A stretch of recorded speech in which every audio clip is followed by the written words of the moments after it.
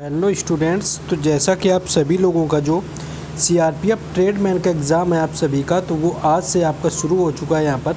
यानी 1 जुलाई से आपका सीआरपीएफ ट्रेडमैन का एग्ज़ाम समाप्त हो चुका है और सेकेंड शिफ्ट का एग्ज़ाम अभी हाल में समाप्त हुआ है। तो देखेंगे कि सेकेंड शिफ्ट में कौन कौन से क्वेश्चन पूछे गए थे। देखिए, जैसे पहला क्वेश्चन आया हुआ था कि खानवा की लड़ाई बाबर के और किसके बीच में लड़ी गई थी। तो आप देखेंगे तो जो आपका मिडवल हिस्ट्री है, यानी कि मध्यकालीन भारत है, चाहे वो दिल्ली सल्तनत हो चाहे मुग़ल साम्राज्य हो, इनसे क्वेश्चन मोस्टली हर शिफ्ट में 1-2 पूछे जा रहे हैं। तो यहाँ पर आपसे पूछी गई थी बाबर खानवा की लड़ाई पूछी गई थी। तो खानवा की लड़ाई की बात करें तो ये 1527 में लड़ी गई थी।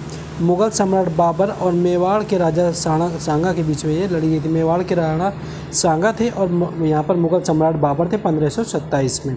राजस्थान के भरतपुर के निकट खानवा गांव में लड़ा गया था। और पानीपत की पहली लड़ाई की बात करें तो 1526 में बाबर और इब्राहिम लोदी के बीच में लड़ी गई।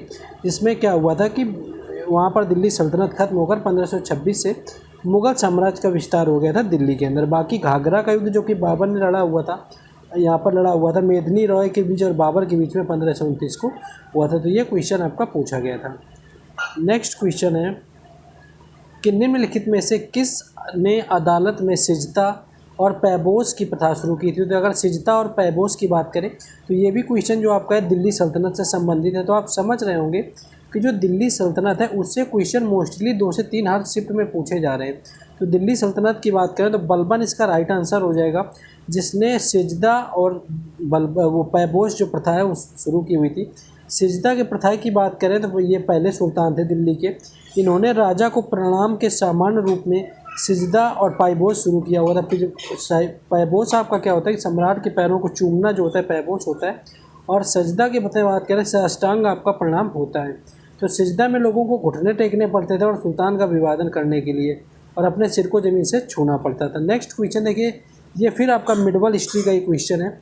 आगे बढ़ेंगे लेकिन उससे पहले क्या है कि जिन लोगों ने वीडियो को लाइक और चैनल को सब्सक्राइब ना किया हो, सबसे पहले आपको वीडियो को लाइक और चैनल को सब्सक्राइब कर देना है, क्योंकि यहाँ पर आपको हर एग्ज़ाम से रिलेटेड इस तरह के क्वेश्चन मोस्टली मिलते रहते हैं। तो पहला क्वेश्चन जैसे आपका दिया हुआ है कि जो मोहम्मद गौरी थे उनके भाई का क्या नाम था। तो अगर मोहम्मद गौरी के भाई के नाम की बात कर लें तो अल्दीन मोहम्मद राइट आंसर हो जाएगा, जो कि मोहम्मद गौरी के भाई का नाम था। तो मोहम्मद गौरी और यहाँ पर पृथ्वीराज चौहान के बीच में 1191 में तराइन का प्रथम युद्ध लड़ा गया था। 1192 में तराइन का द्वितीय युद्ध लड़ा गया था। यानी पहले युद्ध में मोहम्मद गौरी से लड़ाई में पृथ्वीराज चौहान विजय हुए थे और 1192 का जो दूसरा तराइन का युद्ध हुआ था उसमें यहाँ पर पृथ्वीराज चौहान की हार हो गई थी। ये क्वेश्चन आपका पूछा गया था। और इन क्वेश्चंस की जो PDF है आपको टेलीग्राम चैनल और व्हाट्सएप ग्रुप पर दी जाएगी, जिसका लिंक आपको डिस्क्रिप्शन में दे दिया गया है।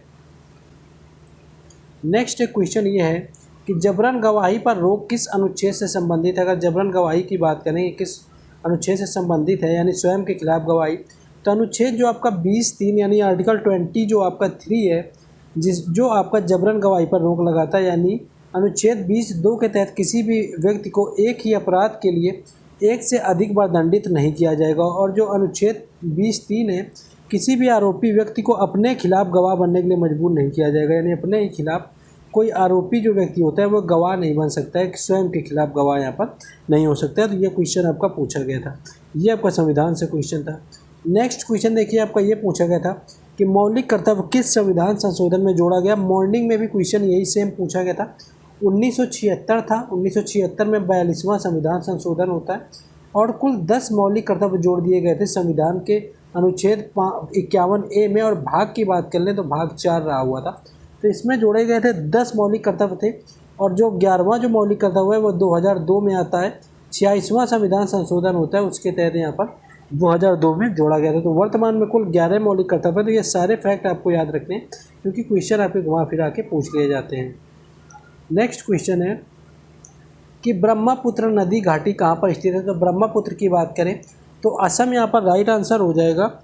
और बाकी तिब्बत, भारत और बांग्लादेश से होकर के ये बहने वाली नदी है ब्रह्मपुत्र, जो कि असम में बहती है। और ब्रह्मपुत्र नदी पर भी बात करें, अगर आपने कभी पढ़ रखा होगा कि माजुली द्वीप, अगर पढ़ रखा होगा कि माजुली द्वीप क्या है, तो माजुली द्वीप जो होता है आपका विश्व का सबसे बड़ा द्वीप है, जो कि ब्रह्मपुत्र नदी पर ही बना हुआ है। नेक्स्ट आगे बढ़ेंगे हम लोग। नेक्स्ट क्वेश्चन है कि जो बुग्याल घास के मैदान है वो कहाँ पर स्थित है। तो बुग्याल घास के मैदान की बात करें तो हिमालय का जो उत्तराखंड वाला क्षेत्र है वहाँ पर बुग्याल घास के मैदान पाए जाते हैं। नेक्स्ट क्वेश्चन पूछा गया था आपका, यहाँ पर बात करें तो हिमालय के जो हिमशकरों के तलहटी में जहाँ टिम्बर रेखा होती है वहाँ से हम मखमली घास के मैदान आरंभ होने लगते हैं, जो कि आपके बुग्याल घास के मैदान कहे जाते हैं। नेक्स्ट क्वेश्चन आपसे पूछा गया था कि कर्नाटक के वर्तमान मुख्यमंत्री कौन है। तो कर्नाटक की बात करें तो सिद्धारमैया इसका राइट आंसर हो जाएगा, जो कि वर्तमान में कर्नाटक के मुख्यमंत्री हैं, जो कि वर्तमान में रहे हुए हैं। तो कर्नाटक के मुख्यमंत्री यहाँ पर आपके पूछ लिए गए थे। नेक्स्ट एक पूछा गया था कि आईपीएल का सबसे महंगा खिलाड़ी कौन है। तो आईपीएल के अगर सबसे महंगे खिलाड़ी की बात कर लें तो 18 करोड़ 50 लाख में बिके हुए थे सैम करन, जिनको पंजाब किंग्स ने खरीदा हुआ था, यानी कि पंजाब ने खरीदा हुआ था।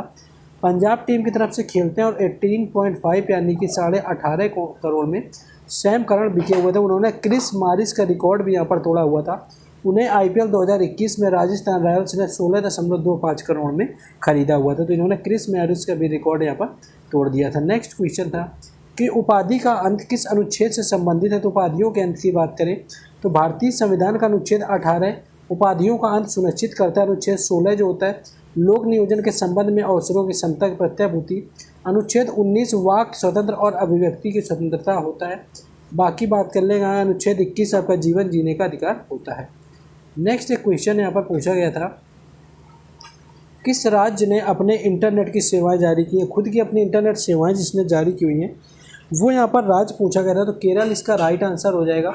जिस राज्य ने अपने इंटरनेट की सेवाएं जारी की हैं, केरल में सभी के लिए इंटरनेट अब हकीकत बनने जा रहा है, क्योंकि केरल देश का ऐसा पहला राज्य बन गया जिसके पास खुद की इंटरनेट सेवाएं। दरअसल राज्य सरकार ने अपने स्वामित्व वाले केरल फाइबर ऑप्टिक नेटवर्क नाम से अपनी सेवा शुरू की हुई है। नेक्स्ट क्वेश्चन आगे देखेंगे।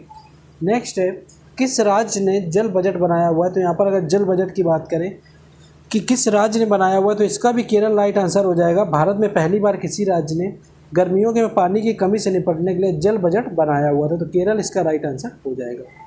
नेक्स्ट क्वेश्चन है कि एशिया पावर इंडेक्स 2020 में भारत का कौन सा स्थान मिला।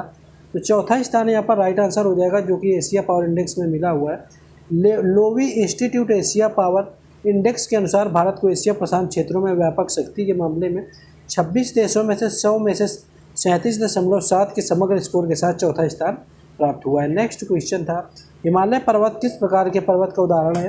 तो हिमालय एक तरह का वलित पर्वत होता है जिसका निर्माण लाखों वर्षों का इतिहास है और यह भारत, पाकिस्तान, चीन, नेपाल और भूटान के साथ सीमाएं साझा करता है। नेक्स्ट क्वेश्चन आगे देखेंगे हम लोग। नेक्स्ट आपका जो पूछा गया था यहाँ पर आपका जगत जननी का आपका संधि विच्छेद पूछा गया था। जगत जननी की बात करें तो जगत धन जननी जो होगा आपका संधि विच्छेद हो जाएगा जगत जननी का। तो हिंदी में ये पूछा गया था। नेक्स्ट क्वेश्चन आगे आया हुआ था यहाँ पर कि चाकू से फल काटा गया। इस वाक्य में आपका रेखांकित कारक पूछा गया था। तो चाकू से जो फल काटा गया इसमें आपका क्या होता है कि करण कारक यहाँ पर प्रयोग हुआ है, यानी करण कारक राइट आंसर हो जाएगा।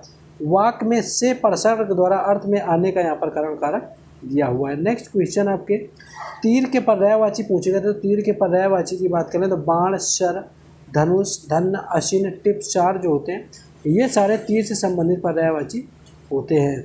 नेक्स्ट आगे देखेंगे आपके यही इतने ही क्वेश्चन थे जो कि आज मिल पाए थे। तो ये था ऑलमोस्ट आपका सेकेंड शिफ्ट का एनालिसिस। जिन लोगों ने वीडियो को लाइक, चैनल को सब्सक्राइब वगैरह ना किया उनको कर लेना है, शेयर भी कर सकते हैं। बाकी इन क्वेश्चंस का PDF टेलीग्राम चैनल और व्हाट्सएप ग्रुप पर मिलेगा जिसका लिंक आपको डिस्क्रिप्शन में दिया गया है।